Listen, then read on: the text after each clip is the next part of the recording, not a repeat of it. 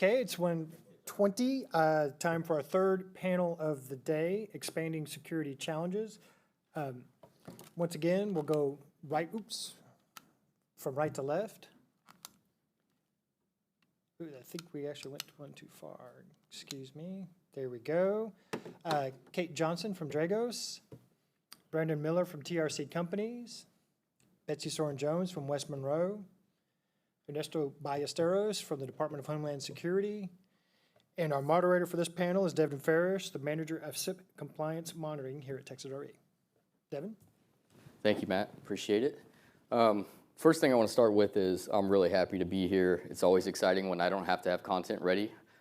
Usually I'm here presenting, so it's nice to sit in the back seat, not be in the driver's seat, and also to hear all these brilliant minds, if you will. I've read their bios and I'm quite impressed, so I want to hear their unique perspectives on things. So it's an honor and a privilege to be able to moderate this panel.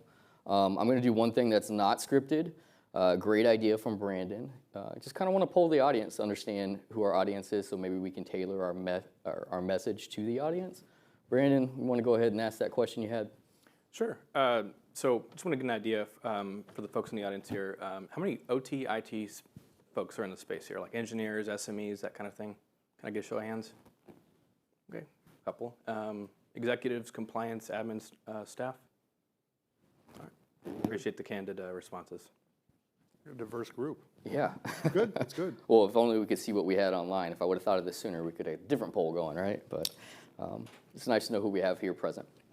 So I'm going to start today with our first question, which is, in the face of increasing digitalization and interconnected systems with the energy sector, what strategies can organizations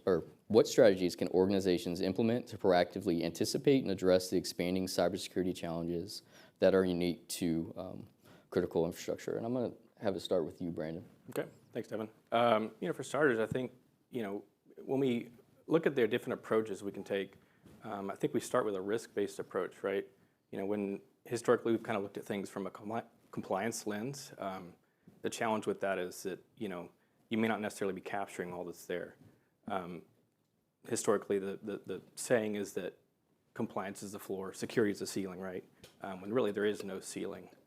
But when you think about what utilities can do specifically to kind of prepare for that, I think you're looking at like network segmentation, you're looking at supply chain risk management, you're looking at MFA, real-time baseline, looking at your assets as they come on, polling them, determining what kind of system vulnerabilities that they have, and adapting with that. Do you have anything to add, Ernesto? Yeah, I kind of thought about it in two different ways. So, one of it was kind of anticipating cyber challenges. And when we talk about anticipating, it's kind of implied, right, that we're trying to predict the unpredictable. That's difficult to do. I think we all know that technology, humans, facilities, information, all that's going to have vulnerabilities. And those are those assets that we use, to provide one or many different critical services. For you guys, obviously, it's energy. Given that, and because this threat landscape's always evolving and it's very difficult and technical and hard to predict, it stands to reason that you should really kind of leverage the value that goes along with information sharing. So I know we got a pretty diverse group here of technical folks and non-technical folks. I'm going to throw out a couple of acronyms here. So you have what are called ISACs and ISAOs, Information Sharing and Analysis Centers and Information Sharing and Analysis Organizations. But for all intents and purposes, they're pretty much the same thing. And they serve the same purpose, but these are information sharing ecosystems.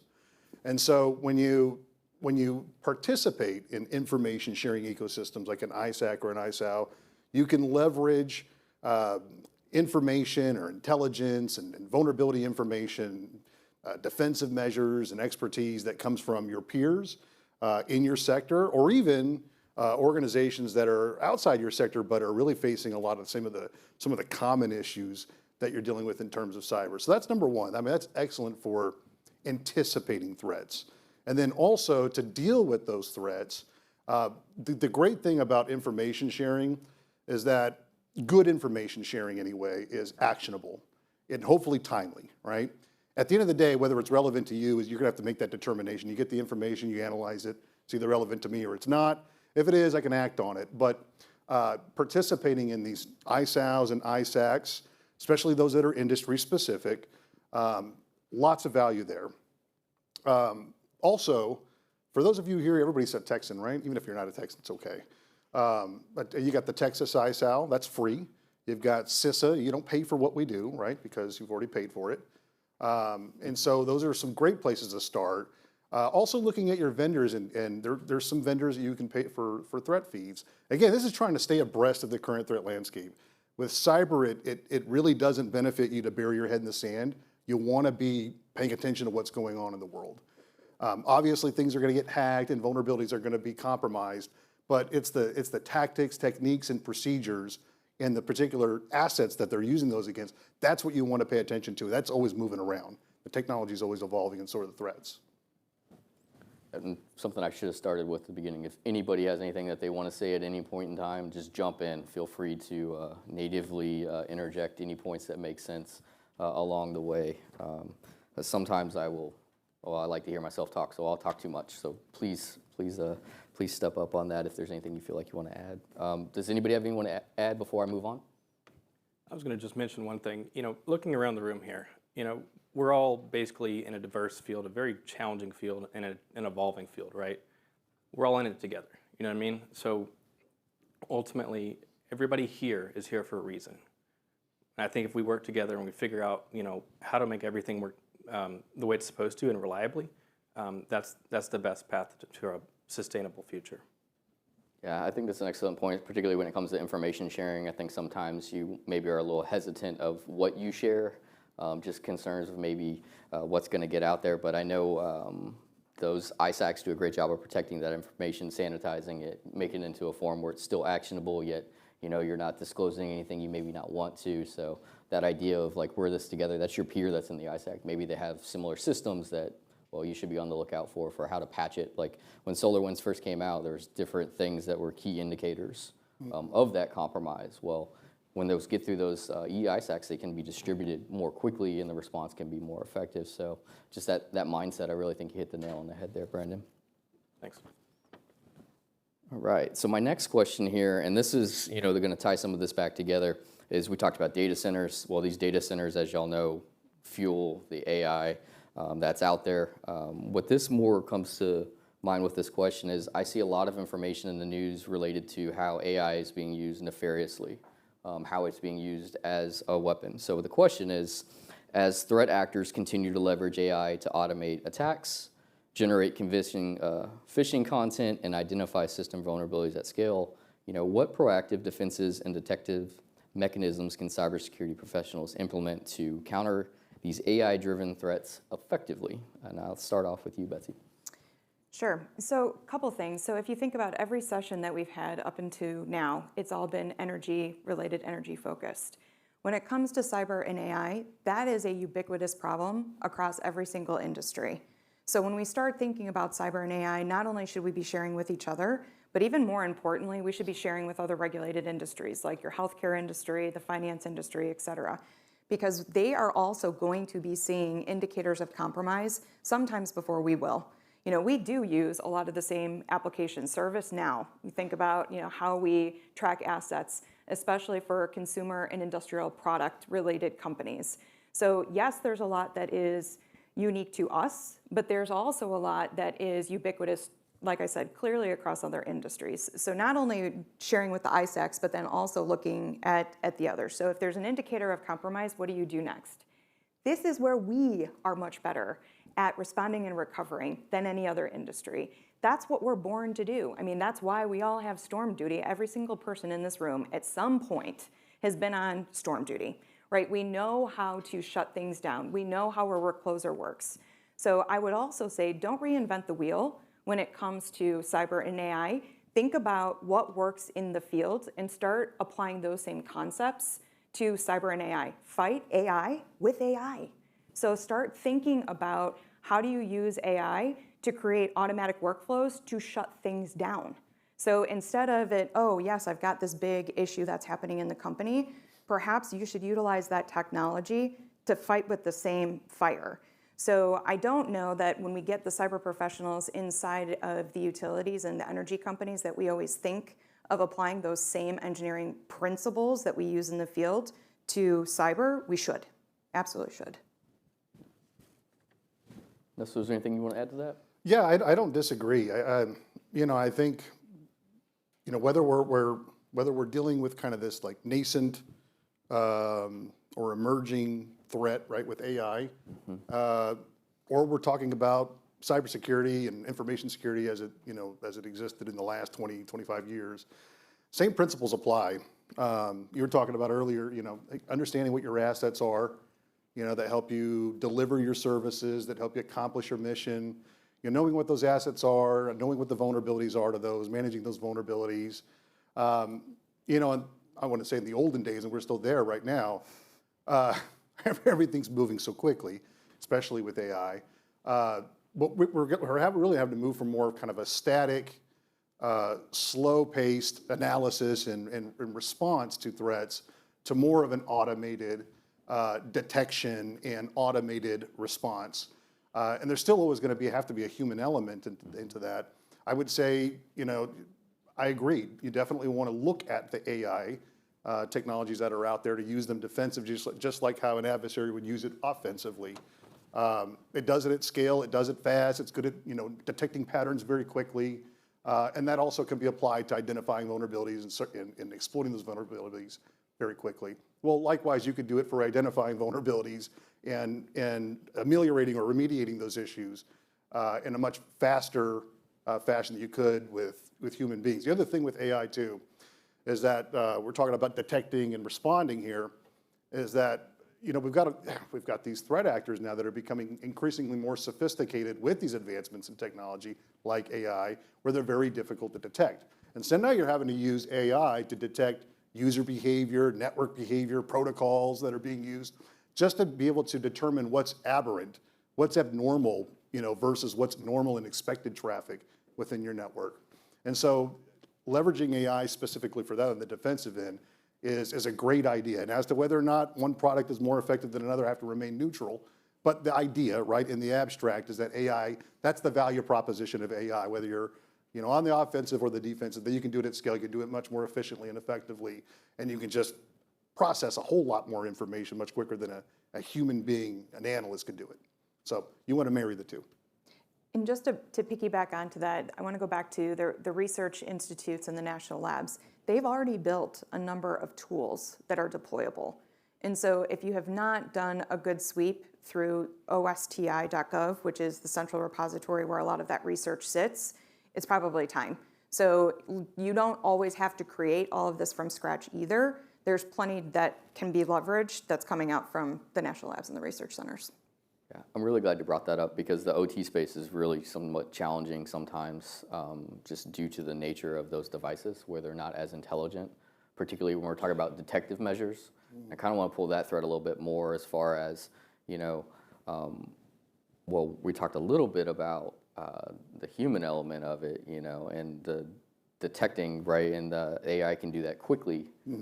But one of the more basic things that I think is out there and that just really needs always foot stomping, which sounds kind of silly, but the general cyber hygiene, how aware are folks of phishing? Are they able to detect it? Because that's that front line, Yeah, that's a great point. It's just so that I do a lot of these talks, I do a lot of exercises for folks, and the top three vectors that we see that people are being compromised and threat actors getting initial access. Number one, preaching to the choir to most folks, I'm sure, but it's the users. And number two is going to be internet-facing devices or systems that you have out there. It turns out those also have vulnerabilities too, just like users. And then the third one being your vendors, and I'm sure we're going to get to that at some point. Same thing with the other devices. But speaking directly to the users, the value of providing good and continuous user awareness, training, and education cannot be overstated. It's not the most exciting thing in the world, but they're the primary vector, and they've got to be good little sensors. The users are going to use, and you want to make sure that they can identify indicators of compromise, indicators of an attack, knowing how to behave when it's presented to them, and knowing how to report on it. And that's going to be incredibly important.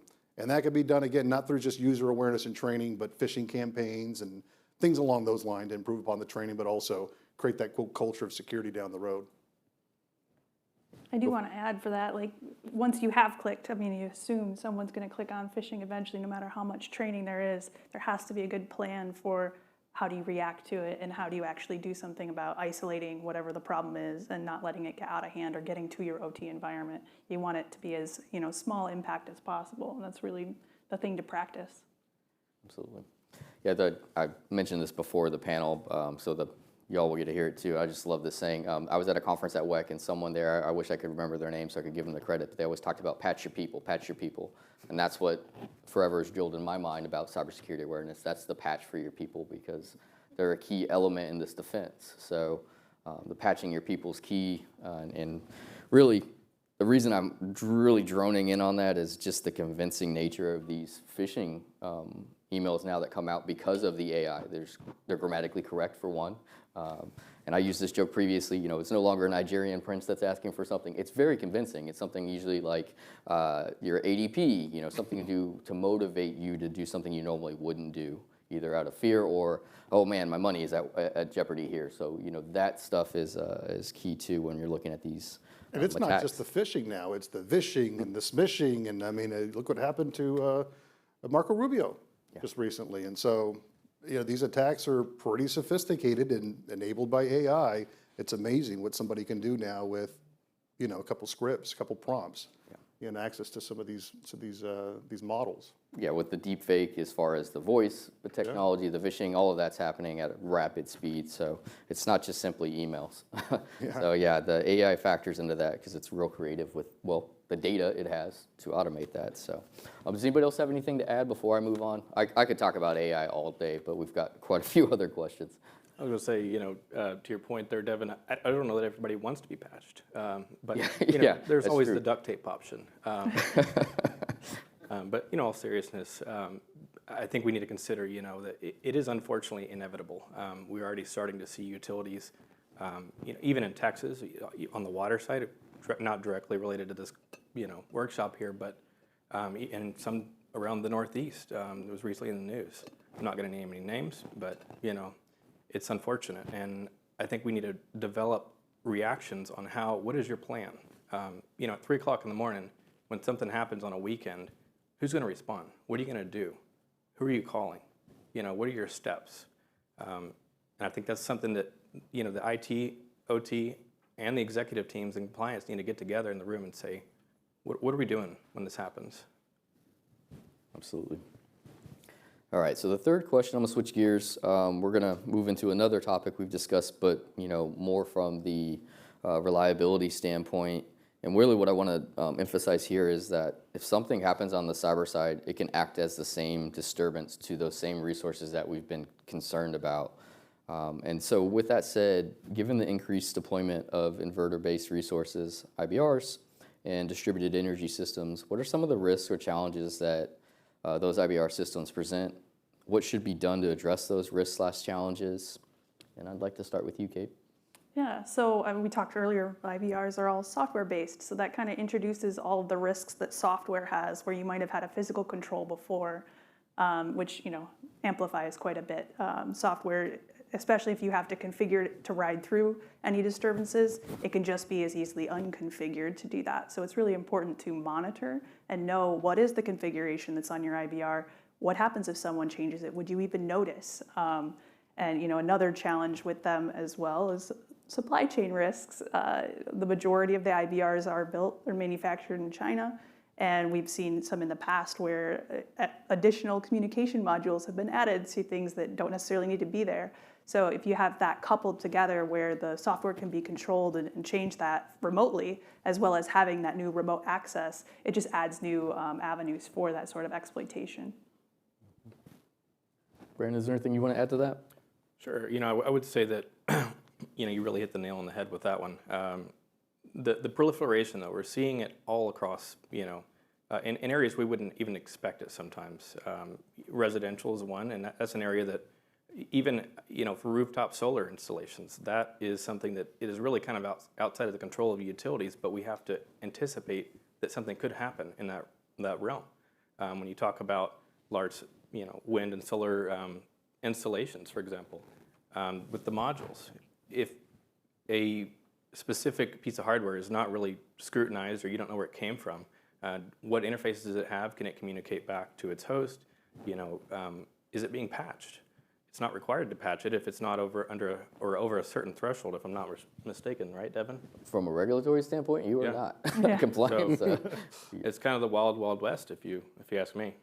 Yeah, and that brings up a really interesting shift is that when you do have like the rooftop solar and so on and so forth, when it goes to the consumer, the residential side of it, it's behind the meter, and the security, well, is on the consumer or the manufacturer. Did they make it secure by design initially, right? Well, cost is usually a factor, and sometimes it isn't secure by design due to cost, and the consumer may be unaware or not have the skill to set this up. So maybe the only defense in this is, well, their home router, and it has the same password that I'm just going to name a couple providers because we're can't play favorites here, but well known. AT&T or Spectrum, any one of those providers set up, right? It's the same default password if they didn't change it. So there's a lot of risk with those types of systems, and they are IBRs. They're just not at scale, and they're a lot harder to manage because they're behind the meter. So the utilities that have the skills, the knowledge, all of this expertise, and are required regulatory, as Brandon was alluding to with the megawatts, they're not there as a defense. And I know we'll talk about this more with some of these other questions, but I think that's an interesting area, is just the added challenge that you have when that shifts from being a utility or someone that's under some kind of regulatory body to the consumer, which may lack knowledge or skill. Changing a default password, the wonders it can do. Because these things sometimes can be controlled by a device, your cell phone. That's the connectivity that it has, that, well, I think there's going to be a storm, so maybe I increase the amount that my batteries store from my solar, right? Well, I'm doing that from a cell phone. Is the app secure?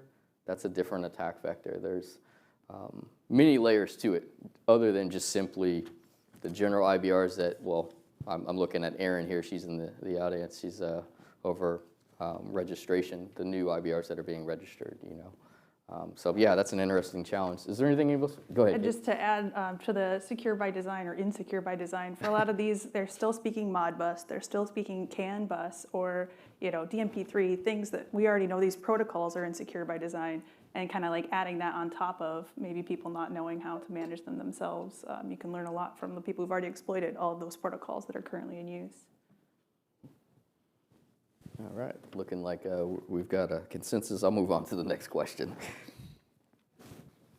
So as organizations increasingly adopt emerging technologies like AI, Internet of Things, IoT devices, such as some we just discussed, and cloud-based applications, how can cybersecurity professionals effectively manage and mitigate the evolving supply chain risk associated with the third-party vendors, software dependencies, and, well, firmware level vulnerabilities? And I'm going to go ahead and start with you, Betsy. It's not the cyber group you got to worry about, it's your procurement group.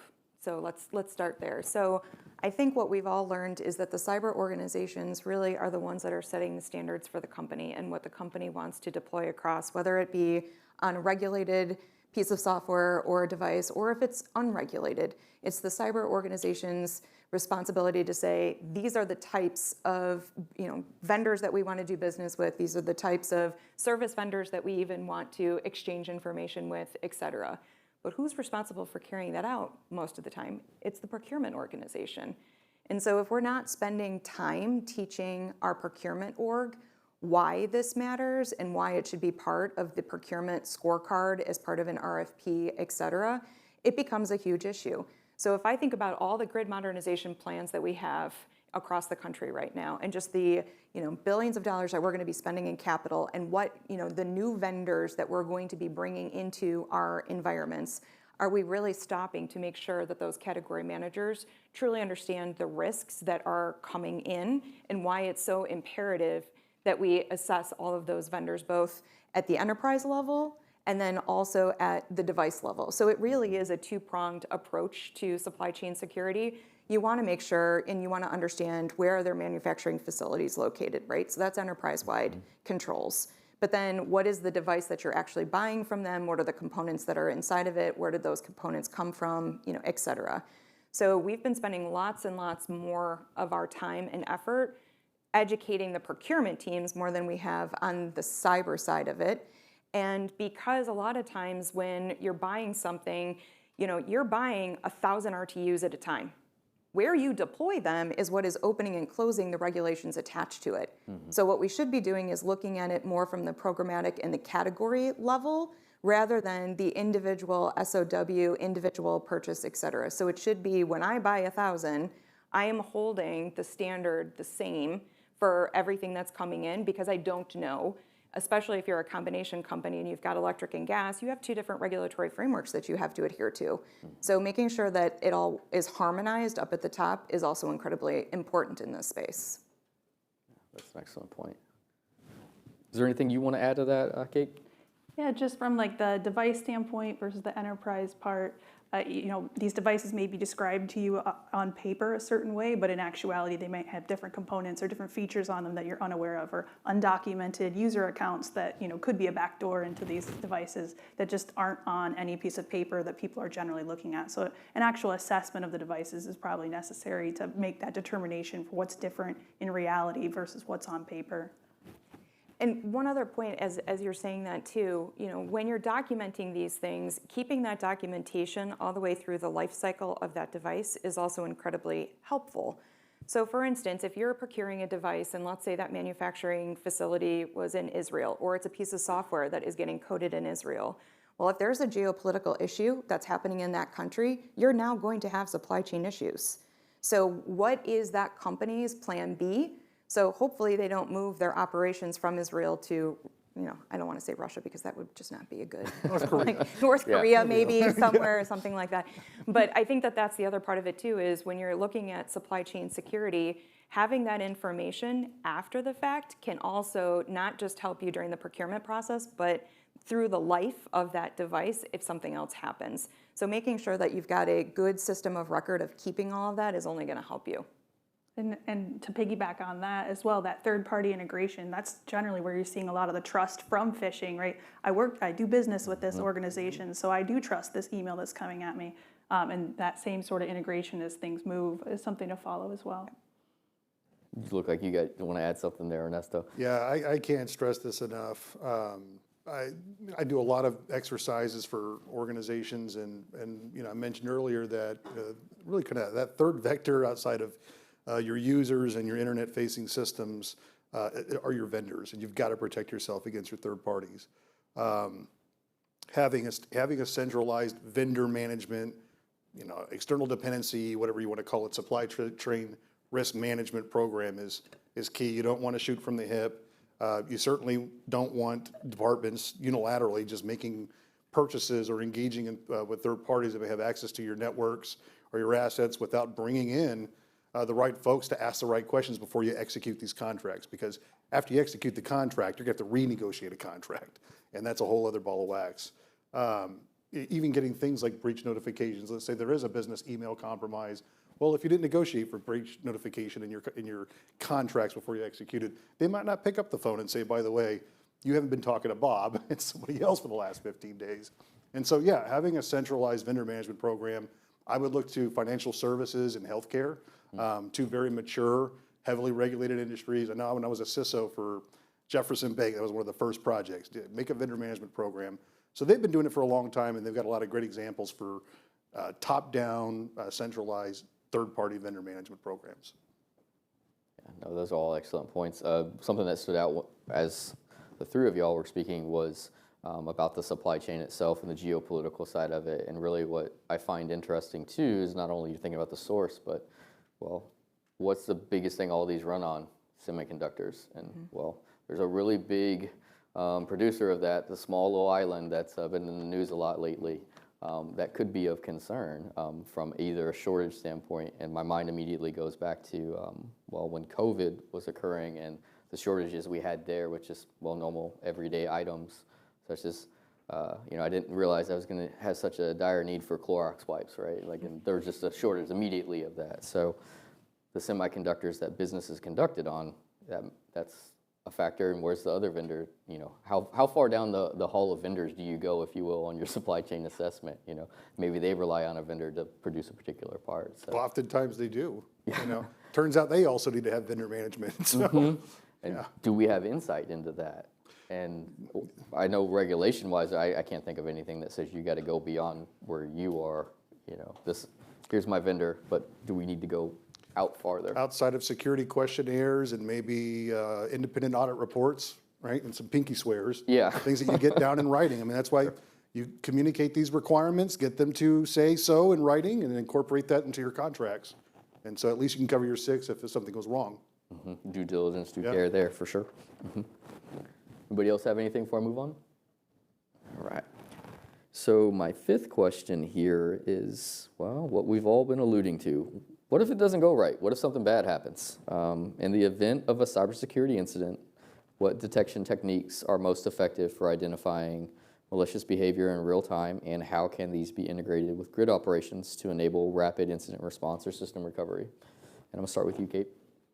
Yeah, I think I want to talk about the kind of 4 different types of detections. We have a white paper on that actually on our website, but the first one being configuration, and that's if you know what your device is supposed to be configured as, any sort of change or delineation from that is something you would notice or you could alert on. You can use AI to do that, but I think that most of that's generally static. I think when you start getting into the modeling type, you can add that AI component where you're learning what the thing is that's normal. You're not configuring it or giving it a standard baseline. You're learning what it is just by the way it functions now. And you do have to be a little careful with that. If you've deployed it and it's been sitting out there a while and maybe it's been mucked with already, then you start your learning process. That's probably not the best time. It's best to have it as soon as it's still, just as soon as it's deployed or in a test environment to make that determination.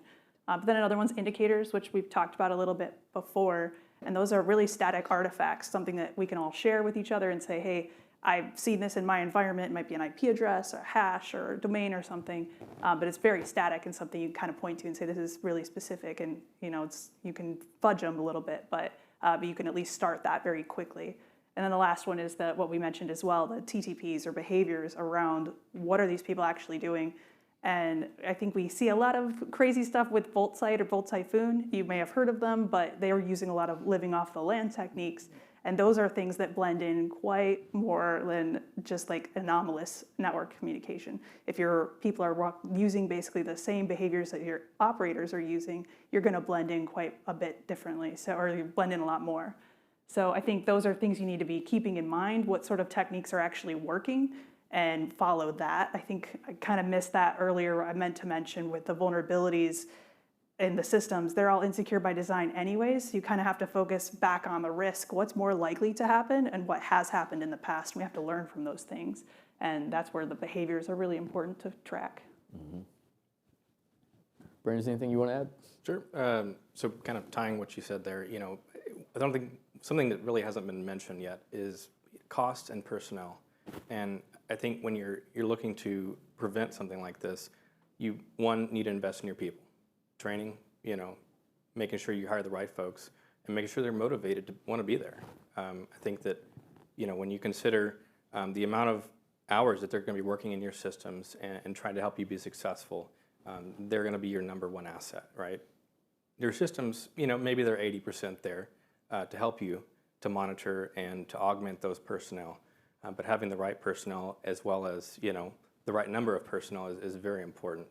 And then also taking that same approach on risk. If we're looking at all these things that could potentially happen, cyber is one of those things that's kind of somewhat intangible and it's hard to quantify. So understanding these personnel can help you to really grasp what it is you're looking at, and then where to actually invest that money to make the difference that really matters. And I think on the personnel front and the training side, it's not always obvious when something's a cyber attack versus something that's like faulty equipment. So it's really important to understand what the difference between those two are, try to get visibility into those to know the difference, and then know how to act afterwards. And that's all training as well. Yeah, no, absolutely. Change management helps, as far as that goes. Did we just change something? Did we launch a new program? But that's not always the case. It's just some things show up after the fact, like maybe you have a vendor who updates things like antivirus signatures, and that causes a problem, right?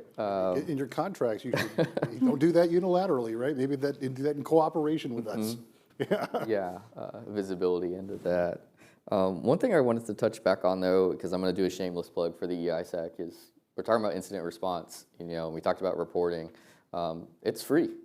They have a free tool. There's a DOE 417 form that will help you with your regulatory needs and also share the information to your peers. That's probably essential if something does happen. So we have those tools in place for an incident, and so we're going to report on it. And that's helpful. The thing that comes to mind for me, though, is it's sometimes hard to get the information. Where would you look? With your specialty, Kate, so for some of these OT systems, what are common areas maybe they should look to for looking for the anomalous behavior versus just a bad update or something to that effect? Well, at first, it's really important to have the visibility to look in the first place. So any sort of network traffic, or if you have host logs, adversaries already know to turn those logging off. If you see that your logging's been turned off, that may be a sign to investigate. But obviously, as mentioned before, some of the huge attack vectors is the perimeter firewalls that people are just compromising left and right. And so following that path, just assume your firewall was compromised. What might that next step be if they had the accounts on that system already compromised? Could they pivot in further and just kind of follow the logical path that someone would have to take, knowing that those firewalls that are on the perimeter are likely compromised anyway? And what, how do you get to there? And I think that makes it a much easier place to start. Yeah, two things with that. First one being what comes to mind when you talk about the logs. Well, SIP 15 just got approved. We got some internal network security monitoring, and there's a lot of logging involved with that. But that's not going to affect all these systems, and that's going to be a ways away. But you got to have the information to act on it. So that's coming if you're in this field. The second piece, though, that you mentioned a couple times, and I don't think I intended to speak to it in the AI section, but I forgot, is one of the top 3 attack vectors, and Ernesto pointed out, is just the edge equipment, your networking equipment.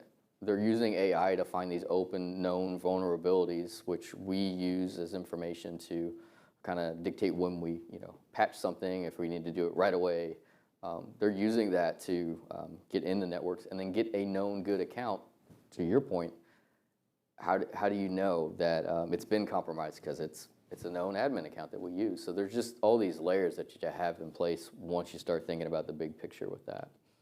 And one thing that I want to add on top of it, we're talking about the activity once it's actually hitting the perimeter.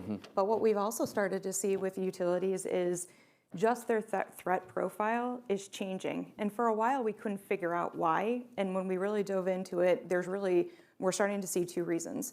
Number one, there's an incredible amount of economic development that many states are pushing right now. So they're actively trying to bring manufacturing back. You've got the data centers. You've got new applications coming into the utilities for new services, right? We just talked about large loads and how those large loads are coming in. Well, when that happens, as you're seeing that large load come in, that should also be the key to your cyber organization saying, hey, guess what? Our threat profile probably just raised too. We now have become a bigger and juicier target because of who's in our service territory. The other one to really watch out for is your Department of Defense facilities. So if you're a utility and you have a DoD facility or any federal facility within your service territory, watch what's going on with them. If they're upgrading that military base, that threat profile of the local utility that surrounds them, that's bringing power to the fence line, same thing. That threat profile just increased. And so the other thing is, as you're watching those logs, when you start to see consistent peaks, it's not just about defending it, it's also trying to understand the rationale as to what drove the traffic to you in the first place. And the more that you understand that, from an investment perspective, it may be the signal for you may actually need additional tools because that activity is actually not going to drop anymore. And to add to that, I think a lot of the threat profiles are people think it's not going to hit me for whatever reason. Maybe I'm too small of an organization or don't provide that much power. But with tools, with AI and automation, you almost don't need to have a huge target on your back for you to be a target in general, because the tools are they're rolling, it's constant. They're able to hit you because they're not putting as much manpower behind it as they would have normally, and the effort that it takes to get to that. Yeah, actually, to your point, it's all about scale. They just scale so rapidly once you are able to use it. I mean, and if attack's successful, the adversaries scale it quickly because it's a business now. in that regard. So, great points. Anybody else have anything to add before I ask the last question, which I think I'm going to start with you, Ernesto, if you're ready. Otherwise, I'll go to the other end of the panel. Sure, yeah. All right. So as we wrap up, what's one final thought or closing remark you'd like to leave the audience with? Well, first of all, I want to thank everybody, including our home viewing audience, for attending, and hopefully you get some meaningful information out of not just our panel, but all the other speakers, which were awesome, at least the ones that I heard. If you haven't already looked up CISA's website, CISA.gov, I would ask you folks to do that. If you want to kind of stay abreast of the current threat landscape. I'm a little biased, but I think we do a pretty good job of putting out alerts and advisories. The trick, of course, is kind of figuring out on your end whether or not that information is relevant to you. But when we put something out there, we try to make it as actionable and timely as possible. Also, again, as a good civil servant, I have to kind of get out there and say, hey, look, if you haven't already partnered with us, we provide a lot of services that you've already paid for as the American taxpayer, and we would love to partner with you on a voluntary basis to help you and help us understand and manage risk to the nation's critical infrastructure. So with me, I think I'm going to go the workforce development. I know everybody has set it up until now, but I kind of want to jump on that bandwagon. I think that the one place that all of you should look for talent is in your applied math programs at the schools, because your applied math folks, from a security perspective, are the ones that are going to be able to look at repeatable patterns, number patterns, because that's what you're trying to really focus in on right now in terms of all of the numbers that are coming in. We've seen the most success with modeling with those students that are coming out of any type of a data analytics program. So they're right. What they don't understand is the energy industry. They don't understand OT devices, et cetera. So we've really started to see this trend in universities starting to bring those programs together. So if they have an existing energy program on campus, starting to partner with the applied math organizations in order to really put those students into the cyber organizations. I think if I was to sum this up, I'd, first off, like to just say thanks to TRE for putting this all together. I know that they put a lot of effort in trying to make these events happen just so that we can work with the industry. I realize they're regulators, but they are really here to help you guys be successful and see that that you guys get the most out of what opportunities are available. My main takeaway would be probably visibility. You can't protect what you don't know about, and if you're a low impact utility, for example, you don't necessarily have to have an asset inventory list or that sort of thing, but it is still important. I think that you really need to understand. Because the adversaries will find out. And I'd just like to add, a lot of the cybersecurity risks and challenges might seem overwhelming, but defense is doable. Like, we can all work together. We're all here to work together. We're all here to solve the same problems, and that's keeping the grid reliable, keeping the lights on, and just remember, like, we're learning about these techniques. We have a defensive response to all of them, and so just remember that defense is doable. Thank you. And I don't have any closing comments other than thank you all for participating. I really appreciate it. I'm glad that we got to connect and I got to learn a lot. It was enriching for me to sit here and hear all the different thoughts y'all have from your perspectives on things. So thank you. That's my closing remark as far as that goes. And I think we might have some time for questions. What are the top 3 to 5 best cybersecurity practices you'd recommend for organizations with limited resources? You want to take that? Sure, I got 5 of them. So Right. the first one is to focus on having an incident response plan specific to your OT organization. And that means having one documented, but it also means practicing and actually running through that incident response plan. The next one, segmentation, which you mentioned before. Monitoring, also, we mentioned quite a bit around visibility. You want to spend some time and actually monitor the resources that you have. There are free tools for that as well. I know this mentions having limited resources. Technically, firewalls are just routers with ACLs, so you could use pfSense or something that's like really cheap if you needed to.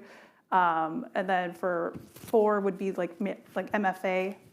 There are several different MFA tools that are as well free. And then last would be to have some vulnerability management program, and that's just specifically a risk-based one. So you don't want to spend all of your time patching every single vulnerability that shows up. There are some that are exploited more than others that you really want to focus your time on those, especially when you have insecure by design devices. You don't want to just patch things that aren't going to actually make it more secure. You want to focus on the things that actually help the situation. You know, for these organizations that have limited resources, by the way, those were all fantastic recommendations. My number one at the top, at CISA, we recommend that you start at the very least with patching on your internet-facing devices. And, you know, yes, we have a list of known exploitable catalog of vulnerabilities in a catalog, and those would be the ones you want to prioritize first off, for obvious reasons, right? It's just kind of leaving your front door unlocked. But I wanted to put that out there. And by the way, you can't beat the price, right? Because you've already paid for it, so as a taxpayer. And you look up our CISA, Sci-Hi vulnerability scanning service, as well as our web application scanning service. So can't beat the price. Are the NERC SIP standards going far enough, or are they more of just a baseline? I will take a stab at that, and I'll let some people add. I think you got to start somewhere, and it's a great foundation. I wouldn't say that they're just more of a baseline. I think they're going as far as they need to, and they're in the process of revamping things. Like I mentioned, SIP 15 just got approved, internal network security monitoring. That's the next step. That's more of that zero trust environment. So I don't think I'm going to answer that fully or directly, but I think that they are a foundation, and you got to have foundations and frameworks to do good work. I mean, we talked about patching, we talked about cybersecurity awareness. All of those things are a foundation of cybersecurity, and they work well. So you don't got to be always innovative to be secure. That's what I'm going to leave on that one. Does anybody have anything else they want to add to it? Sure. You mentioned INSM SIP 15. That's an interesting topic because FERC just approved it.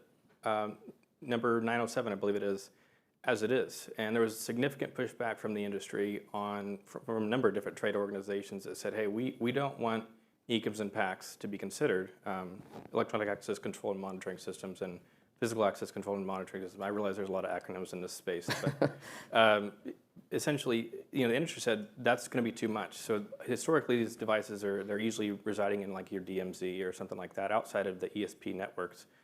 But FERC said, no, we think it's important. We think you guys need to be monitoring that. And going, wrapping right back around to that question here, are the standards going far enough? I don't think FERC sees that they're going far enough yet. I think there's always going to be the pressure from the regulatory space to make it happen. So, if you're holding back now, you're only hurting yourself, I think. I think you can look at it as a checkbox and just do what it says, or you can think about the inherent thing that it's solving, and you can get much further than just the standard following that practice. Devin, that's our last question. Oh, that's it? I was hoping for more. Well, thanks, Matt.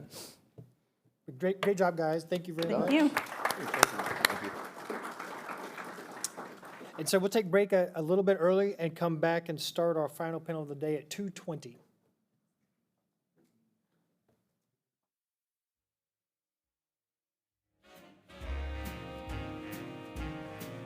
I've got you under my skin.